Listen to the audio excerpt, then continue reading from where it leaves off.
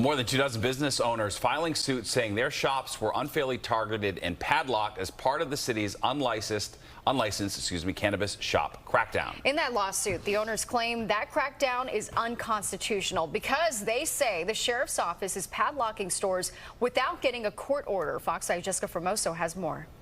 The owners of some of the illegal smoke shops that were closed down during Mayor Adams' Operation Padlock to Protect are suing the city, claiming the administration's crackdown on unlicensed sellers is unconstitutional. What we need to find is the appropriate balance in our society between these compelling wants. The want to close down the stores and the want to also protect the constitutional rights of the folks involved.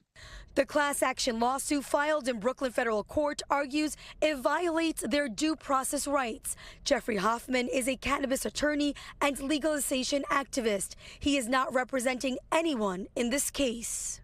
We have to balance in our society what we think is more important, right? The punishment of the crime, regardless of how we got to that punishment, versus the constitutional rights that we are all supposed to have.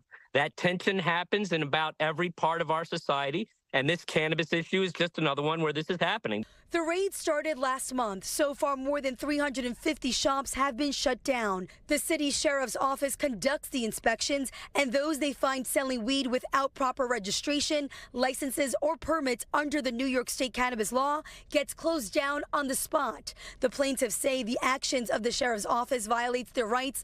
According to published reports, they are seeking an injunction to stop the raids, as well as compensation from the city for lost revenue and damages. The way that this process works is you go before an administrative law judge who potentially the sheriff can override. So just the idea being that perhaps going before a court where a Supreme Court judge here in New York, the lowest level of courts here in New York, is able to rule on this, you could have businesses closed down for a very long amount of time. We reached out to the attorney representing the plaintiffs and the mayor's office for a comment, but no one got back to us. On the Upper East Side, I'm Jessica Formoso, Fox 5 News.